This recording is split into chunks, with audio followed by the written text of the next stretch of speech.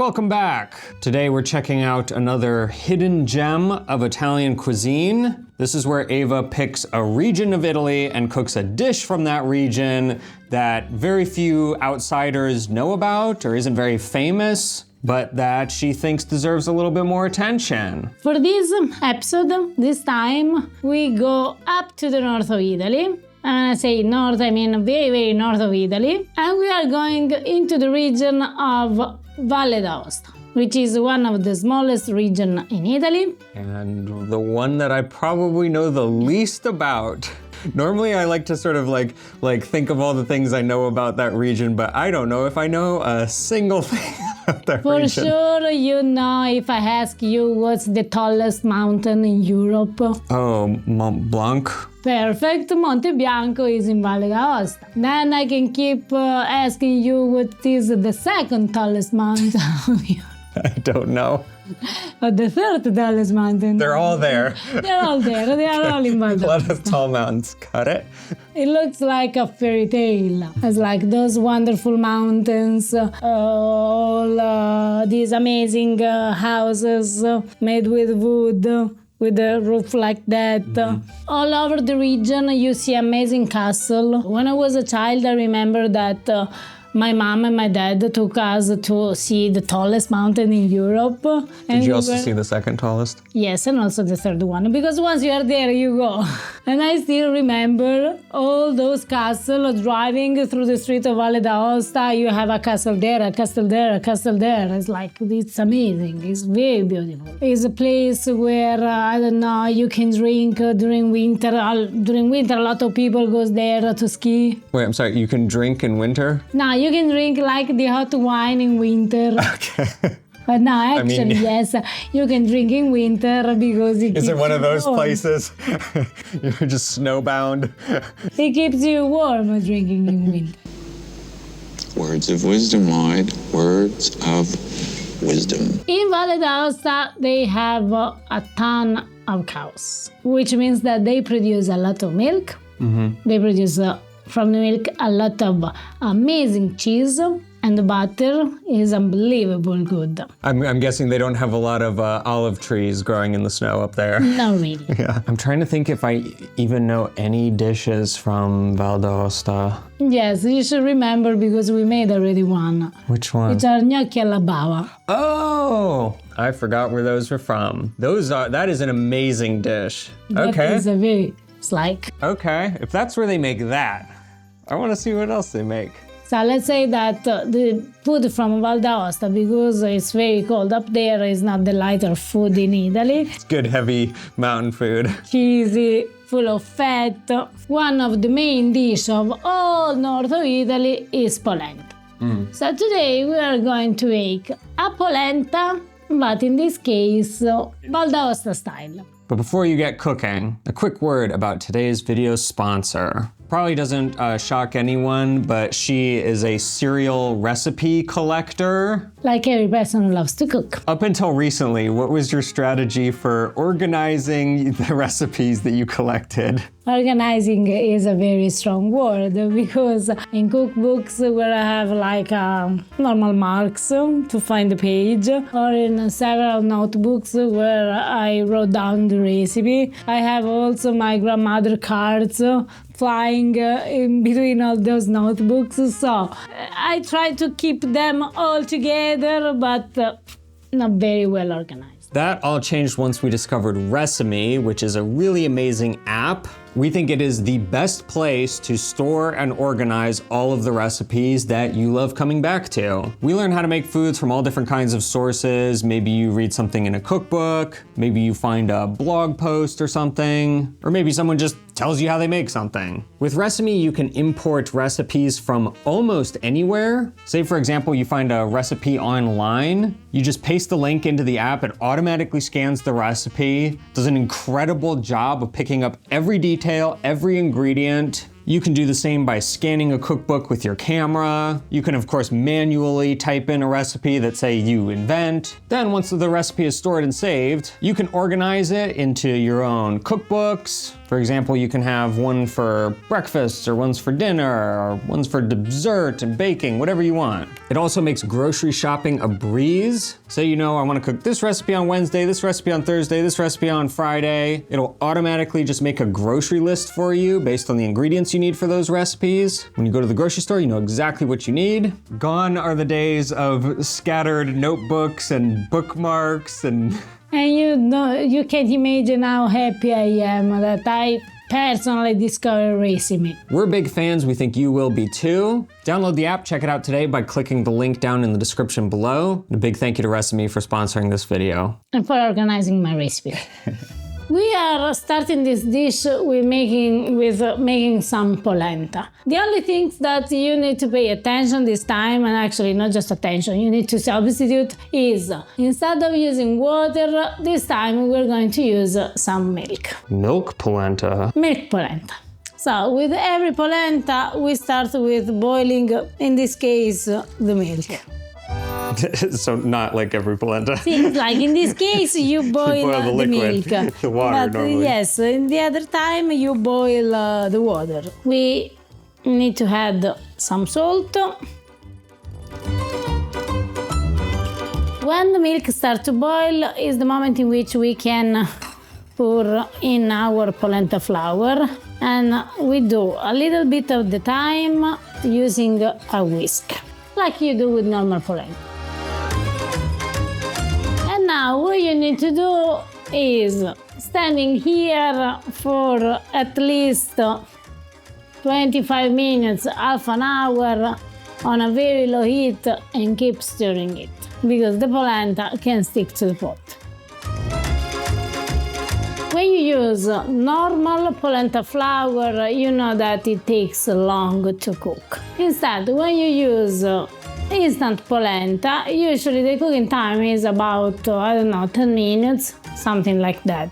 So, according to what there is written on your package, according to your choice of polenta flour, cook it. If your arms get too tired, you can always have your husband taking it over and do the hard job for you. That's what I'm here for. Now the polenta is done. So what we need to do is turn off the heat and wait just 30 seconds to let it a little bit cool down, because then we need to add Parmigiano Reggiano and 2 eggs.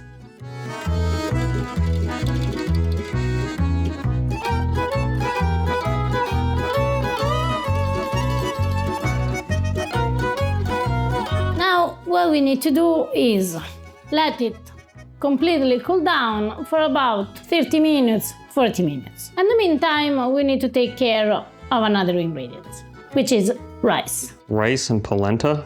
See, rice and polenta. Together? Together. I'm using Carnaroli rice, which is the best rice when you make the risotto. But in this case, I'm not cooking it as a risotto, but I'm cooking it as pasta, which means I will boil it in boiling water, boiling salty water, like I would do for the pasta. And just like pasta, we want to cook the rice until it is al dente. And because every rice is different, check the cooking time that you find on the package. This should take about 15 minutes. Should also probably mention that I'm assuming you do need like an Italian rice, like Carnaroli or Arborio. This is not going to work with jasmine rice. No, yes, obviously. You say obviously, but... But it's an Italian, I know, but it's an Italian dish. It's like I'm making a Thai dish, I'm going to use Carnaroli. I know that it can't work. Or I'm going to make sushi and I use an Arborio rice. It can't work. But because we are talking here about an Italian dish, yes, the rice should be an Italian rice. While the rice is cooking, it's time to cut the cheese. Why are you laughing? Nothing. Tell us more about how you're going to cut the cheese. I cut the cheese with a knife, Harper. How do you cut the cheese? The cheese that we are going to use is the traditional cheese, one of the traditional cheese from Valle d'Aosta. For sure is the most famous, is the most common cheese from that region, and the name is Fontina. In America, I saw the Fontina pretty available everywhere. Now, I don't know if it was a very good Fontina, but I assume so because, by the way, how a Fontina imported from Italy can be bad. But in case you don't find the Fontina, you can substitute it with an semi-aged Asiago. And if you don't find also the Asiago, I hope that my friends from Valle d'Aosta, they don't kill me, you can use a very good cheddar. The other important ingredients that we need is butter, and we need this melted. On a very low heat or in the microwave, melt a good chunk of butter. So the rice is done and we can drain it. And what we need to do now until it's still hot, we need another little bit of butter. We pour the cheese in and we start mixing.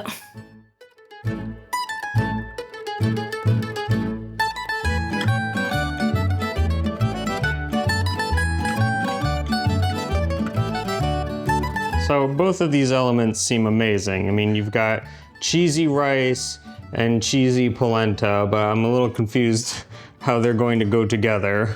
And now you will see, because we need to combine the two together. The first thing is pour some extra butter into a baking tray. Yes, I know it's a lot of butter, but it's a northern Italian dish where it's very cold.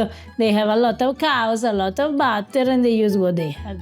With your hands dirty, Buttery, because we need some fat, we need to take a little bit of polenta and make some polenta meatballs? or polenta gnocchi. It Polenta depends. gnocchi, that It makes more depends sense. how do you Fine. want to call them. I think I'm even more confused now.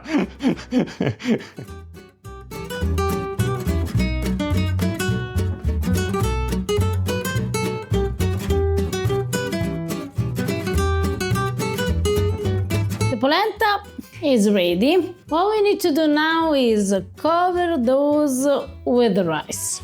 What? Okay. Wet your hands a little bit so the rice doesn't stick to your hands. And we need to cover, spreading the rice on top.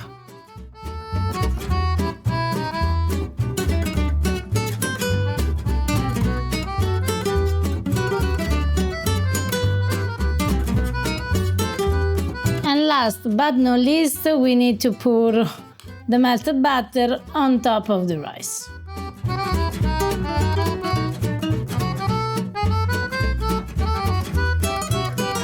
And now we bake it. It's baked. Oh, okay. We bake it for about 10 minutes, 15 minutes until on top there is a golden crust. So now we just cut into it and eat it? And now we cut it and eat it. Okay.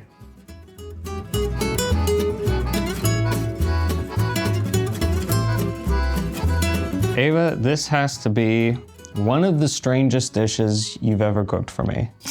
It really is, even though it's funny because the ingredients are so simple. It's like polenta, rice, cheese, butter, milk. Like nothing could be more ordinary, the ingredients, but the technique and the form of the dish is so bizarre. It's like, what can I say? This is one of those traditional dishes that actually is very hard to find in a restaurant up to Valle d'Aosta. So you need to go in a family where they still keep doing things like that. I can see why, because if you saw this on a menu, you would be like, what? Like cheesy polenta balls baked but covered in rice. It's odd. See, but the fact is that actually the rice on top create the crust, but the polenta on the bottom is a sort of fluffy stuffing.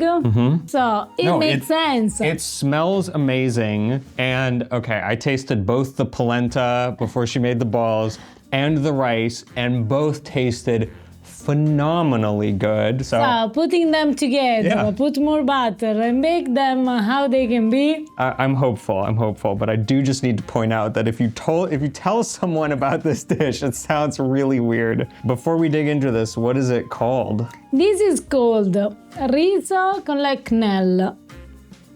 Come again? Riso, which is rice, con le Chnolle. Chnolle are those polenta balls. All right, let's give this a shot. The smell is amazing. It smells good. Ooh, yeah, there's that crust on top. See, Oh.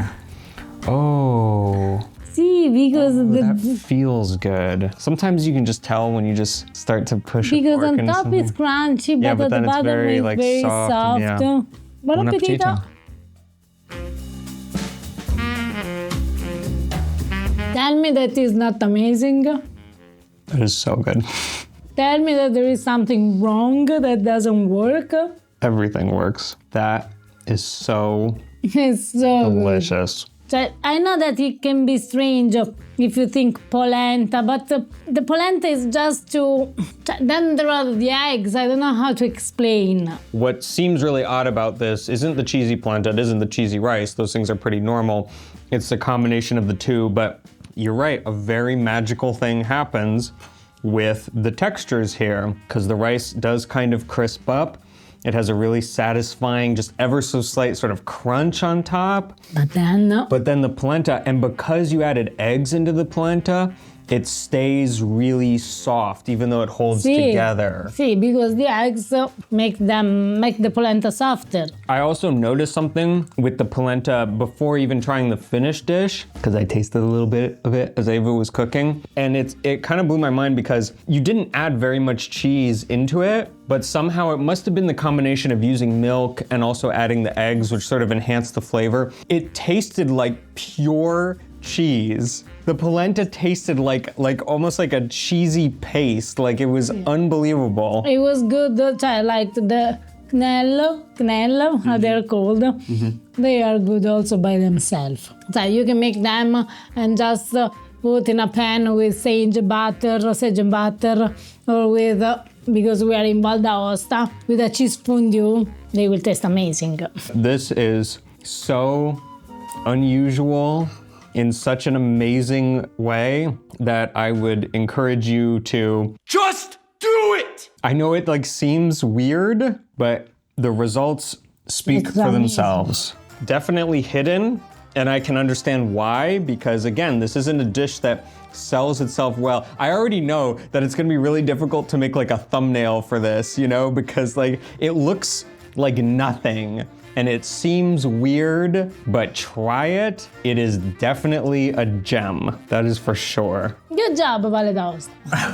Speaking of hidden gems that sound really bizarre and like they wouldn't work, but are amazing. Cynthia made this very interesting dessert from a video we made a while back on zucchini recipes. What you're looking at there is called, what's it called? Maria Stuarda. Maria Stuarda, and it is a sweet zucchini-filled tart. Is a very, very old recipe from Sicily that even nowadays is a little bit too tricky to find because this idea was lost. I don't know why, I don't know when, but believe us, is something amazing. And Cynthia did a cool thing that I'm into. So we shared sort of the traditional shape, which is there's small little round tarts, but she made a big one. I support this philosophy. Go big or go home. Well done, Cynthia. Thanks for trying the recipe. If you know of any hidden gems of Italian cuisine, drop a comment down below. Maybe we'll make it next time. If you enjoyed the video, please give it a thumbs up and hit that subscribe button if you haven't already. We'll see you next time. Ciao. Rice and polenta? Nothing is impossible!